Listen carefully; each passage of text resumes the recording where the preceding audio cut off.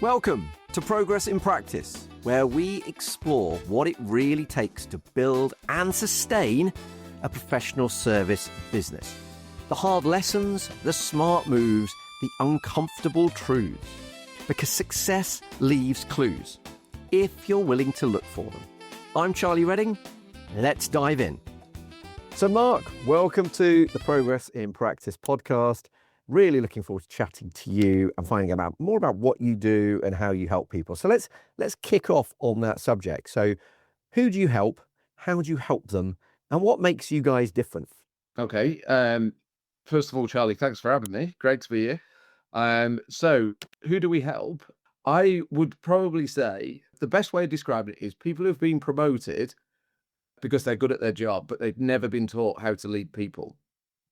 So we often get the best engineer, the best technician, the best scientist, the best IT analyst, and they get promoted as a team leader, and their supervision say, you're going to be great at this, and we're going to give you a team of 5, team of 10, or whatever it is to look after. And then the problem that they've got is that nobody's ever told them that there's a different skill set that's required between being the best practically at the job that you're doing and being the best or becoming an effective leader of a group of people who you now need to do to get them to do the job that you are currently doing and that you're doing to a good level. So that's probably who we serve. If you look at it like sectors, anywhere manufacturing, engineering, regulated industries like accountancy, legal firms, chartered engineers, all that type of stuff, pharmaceuticals, and probably what sets us and what makes us different is, I think, is that the fact that we fixed that problem of you've been promoted because you were good and you are completely unaware of how good you are and you're completely unaware of the impact that you have on other people. And we help bring that out so that you can use those skills more effectively. Interesting, really interesting. And I can really relate to this problem because, you know, you see business, you see it happening time and time again in businesses, don't you? You've got the best salesperson in the team. You then take him away from sales and make him a manager, which typically a great salesperson doesn't necessarily make a great manager. So it's really interesting. And actually the same problem happens with businesses, doesn't it? Like you might be the best accountant in the world or the best lawyer in the world, but that doesn't make you the best business owner or entrepreneur in the world. So I think you've got a really interesting piece there. And what is there a story behind, what story best sums up why you do what you do?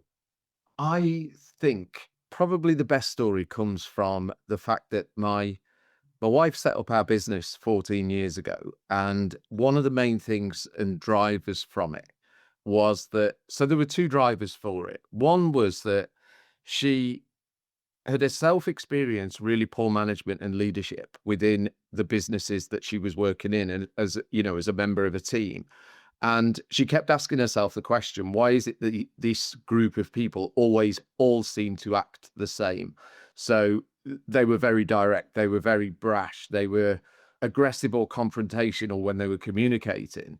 And she was of the view, she left a series of jobs because of the type of managers that she'd got. And it was completely changing the atmosphere of the room, spoiled what the job was all about, and saw that they were really ineffective. But then coupled with that, what had happened, what is unique with her is, I say is unique, lots of people have it, but she's dyslexic, but she didn't know she was dyslexic until she was 29.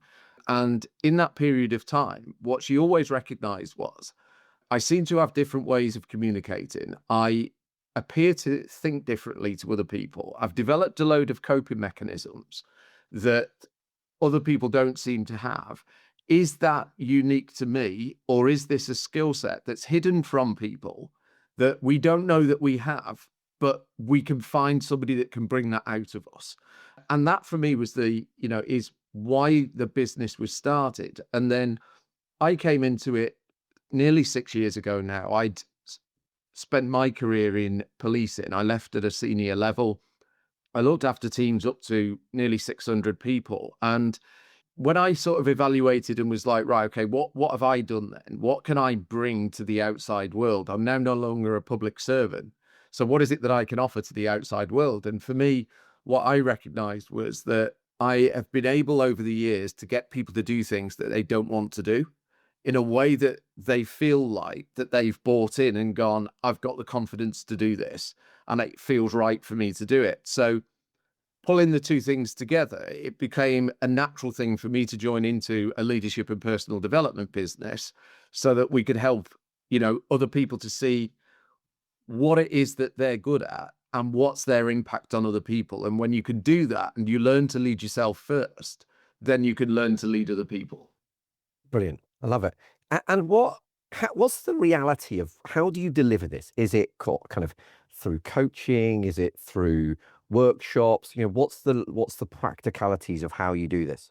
Okay, so there's a combination. So we use behavioral profiling. So we use DISC as the behavioral tool, which gives people the insight into who they are, what their preferred methods of communication are, what their, if you like, their strengths are, and where their areas for development will be. And then they can see in that profiling how their style either conflicts, contrasts, or what's the other word if it comes together? I've not got the word. If the two are aligned with each other, and how to have that conversation with people. And then, so we'll start with profiling. Then we'll look at emotional intelligence with people, and we start looking at, how aware are you of yourself? How aware of other people are you in the way that they behave, the way that they communicate? How do you manage your behaviors? Because it's one thing to be able to say, oh yeah, I'm really self-aware. And we hear a lot of people say, oh, but that's just me. That's just the way I am. And we go, well, no, if you know that's the way you are, you have a responsibility to either play into it if it's a strength, or you have a responsibility to be accountable for saying that's not the right way of behaving or the not right way of communicating. I can change it. And then that helps people build relationships. And we do it in a combination of facilitated workshops, one-to-one sessions, small group coaching sessions, online sessions, and however really the client prefers to get their people to interact with people. But we look to be a long-term partner for leadership and people development. So Brilliant. That's excellent. I've just been delivering a workshop all morning on AI and how you grow your business through AI. And I can't help but look at everything through an AI lens at the moment. Okay. How does AI impact this business? Is it a threat? Is it an opportunity? Where do you see AI fitting? So, right. So I think that AI will always be an opportunity. You could look at AI and you could say it's going to be a threat. You and I could go on to ChatGPT or any of the other tools, and you could sit there and you could type in and say, I'm having a problem with X, Y, and Z. And it will spew out for you a series of responses that would say, well, have you thought about this, Mark? Have you thought about this? You know, but one of the things that we notice with AI at the moment is it's really placating. So what it will do is it will offer challenge, but it won't give you a critical challenge in terms of, but maybe consider thinking this way. What if you reframed your thinking to think about the situation differently? And so if we're not careful with our prompts within AI, if we're using it as a self-coach tool, we can self-coach ourselves within the echo chamber that we already exist in, because we will just put a prompt in that serves our purpose. AI wants to please us, so it will give us a response that pleases us and says, you know what, Mark, you're on track there. That's the right thing to be doing. Keep going with it. Unless you put the prompts in that say, I want some form of critical challenge. I want my thinking tested. I want you to act as a critical friend, somebody who is willing to push me out of my comfort zone. It's not necessarily going to give it. The other aspect of AI for me is, I think that AI has the potential to change how leaders operate in the work environment for the future. So imagine being in a meeting that you're the chair, and as a result, we have an AI tool that records what's going on. And not only does it record the actions, and it records what's being said for you in a normal structure of a meeting, but then it records the tone of voice that gets used to an individual. it looks for repeat patterns. So if I have a conflict with you, it listens out and looks for the tone and intonation that I use every time I speak with you. Or it listens for every time Charlie raises a point, what does Mark as the chair do? Does he shut him down? Does he give him the opportunity to speak? How does he draw other people in?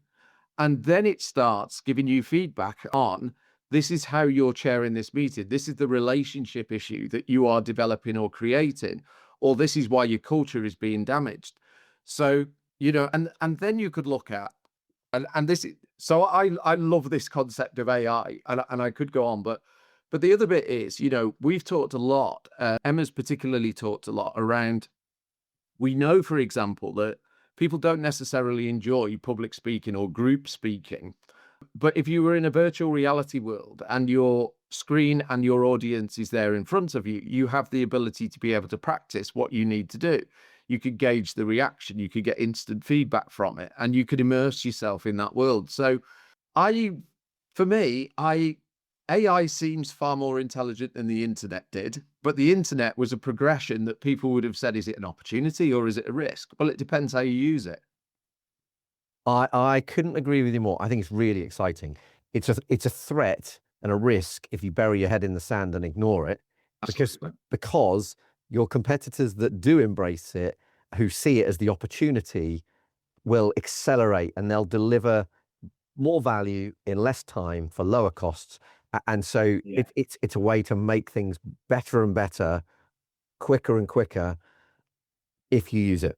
But it's a threat if you don't use it. So I couldn't agree with you more. I was just listening to you, what you were talking about, and going, this is a business that either needs to embrace it or be threatened by it. So fascinating.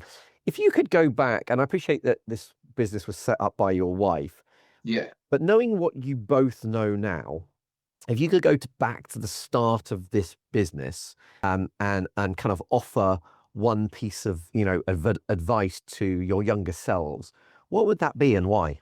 Right. Okay. So I think that for me, the advice I would give myself would be less concerned of the opinion of others, and don't be swayed by people who are giving you advice on the basis that they're jealous or want to keep you in a position, a certain place, because it becomes a threat to their friendship or relationship with you. And I think, a lot of the initial stuff is, you set up a business because you have an idea and you have an aim in mind, and it will evolve and it will develop, but never lose sight of why you set that up in the first place. What was that original problem that you were trying to tackle?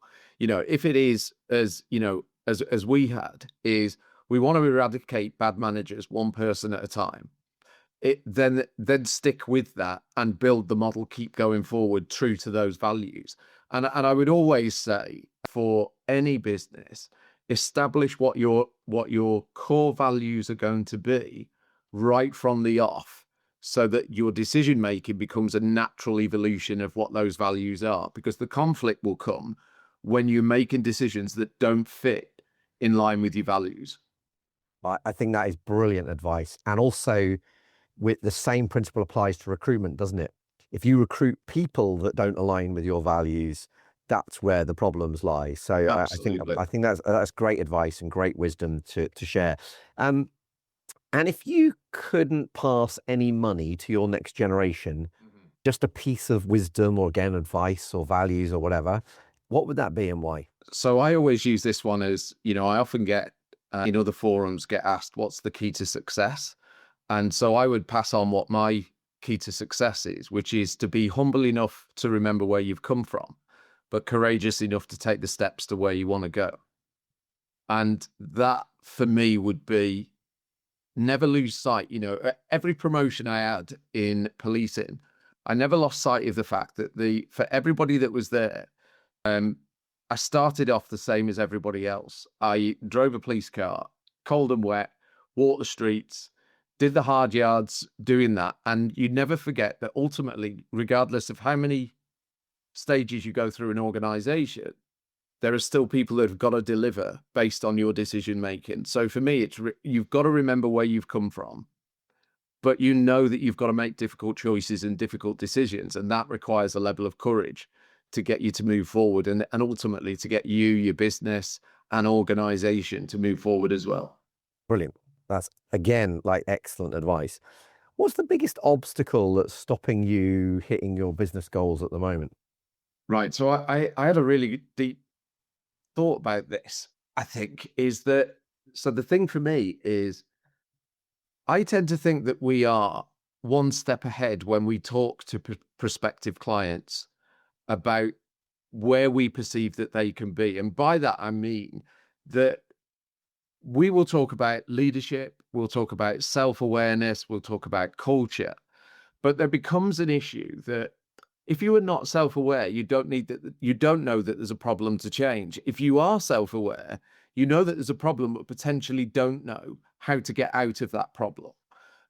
But in order for us to be able to get into clients and to be able to talk to people, we have to raise their level of self-awareness to go, okay, I hadn't perceived this as a particular problem that I've got, but things like, why does every decision always land on my shoes?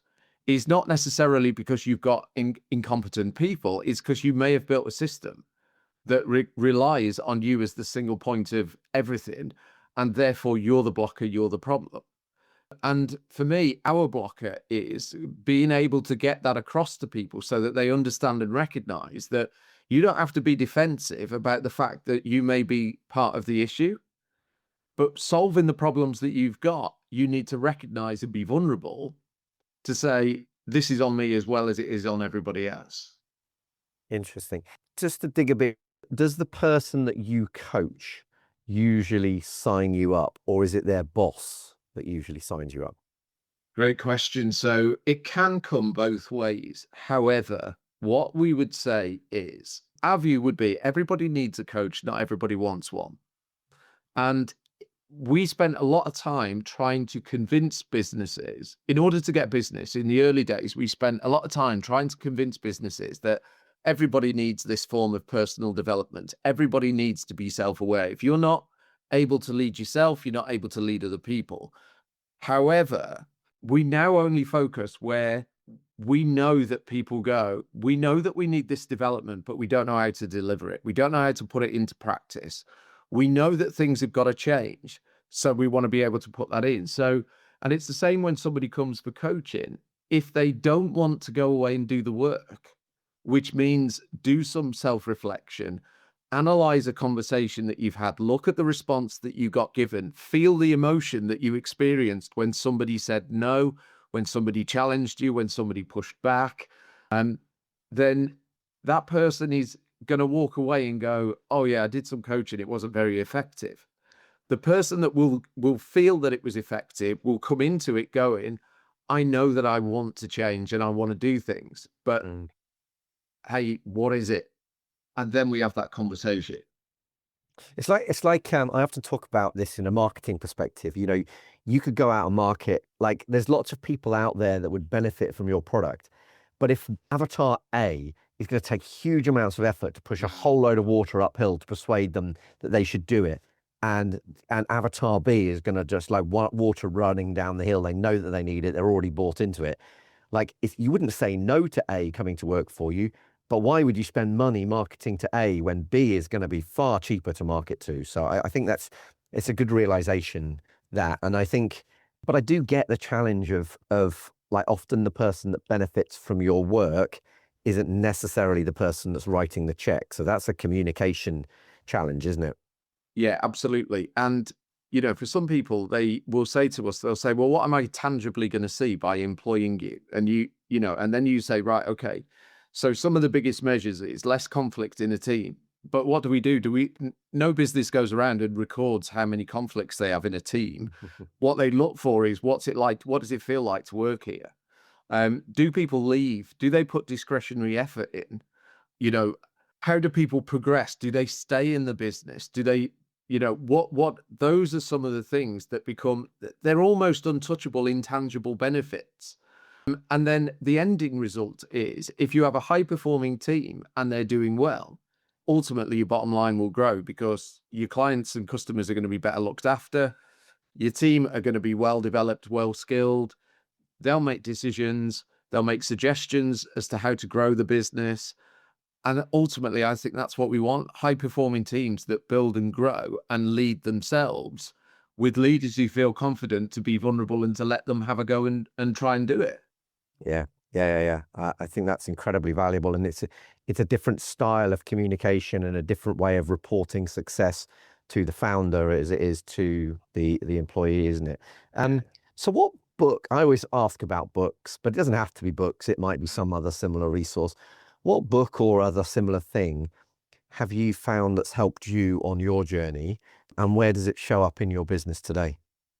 Okay, so I think as a framework, I mean, obviously I've talked about DISC and the behaviors that you get to learn from that, but we have a little tool that I think it's widely used, but it's called above and below the line. So we look at people's commitment and their level of engagement and their behaviors in a framework called above the line. And if you're above the line, the types of behaviors that you're going to be demonstrating as a leader is you'll take ownership of things, you'll hold yourself and others accountable, and you will be responsible and prepared to take on levels of responsibility.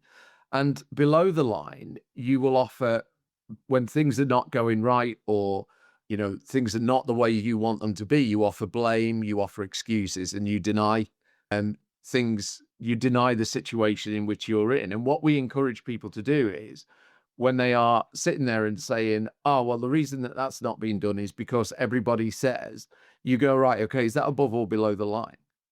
Are you above or below the line? Are you offering an excuse here for why something's not being delivered? Or are you going to take ownership and go, right, okay, I recognize that we've not delivered that package or X number of widgets or whatever it might be. However, what do we need to be accountable for here? What were the things that we could have controlled, and did we control them? And if we didn't control them, why did we not control them? So as a framework, that above and below the line for us works dead easy. Above, ownership, accountability, responsibility. Below, blame, excuses, denial. And then if I was to go for books, for me, there's 3 books that I would put forward for anybody. And I would say, if you're going into leadership, I would look at The Chimp Paradox Great by recommendation. Steve Peters, because that will help you understand how your brain operates and why you communicate in the way that you do, and why sometimes you respond from an emotional point of view as opposed to a pragmatic, more logical human perspective. And then I think there are 2 really good leadership books. I used to carry around with me in my bag Turn the Ship Around by David Marquette. And the reason for that was that his insight into intent and deliberate action was all about recognizing this above the line thinking. I'm going to do X. And if you say I'm going to do something, then it forces you into, so what's the consequence? What will be the result? 2 steps away from where we are now, what might be the actions that fall from that? So it enhances your strategic thinking. And he has this great way at the end of each chapter is a series of questions that you can apply to yourself and the business. So I loved it. And the final one would be Start With Why by Simon Sinek. I think anybody who watches that TED Talk won't fail to see the power of understanding why you do what you do. Yeah. Brilliant recommendation. So I've read the first and the last, and I couldn't agree with you more. 2 brilliant books. And Turn the Ship Around, I haven't read. So I'm making it, that'll be going onto my reading list. Thank you. So Mark, if for people are listening to you talk about you and your wife and develop people as a business, where's the best place for people to go to find out more about you guys and what you do? So 2 places, LinkedIn and the website. So the website is develop-people.co.uk. Dead easy to find us on there. But then connect with us on LinkedIn, because both of us are under our own names. So Mark and Emma Stanton. And you'll find on LinkedIn a lot of testimonials. You'll find more information about how we think and how we operate, because that's what we post about. So, and we're all about sort of like sharing real experiences as opposed to, here's the theory on this, what do you think about it? It's more, that might be the theory, but this is the practice, this is how it comes out, this is what we can do with it, and that's what we try and put across on those profiles.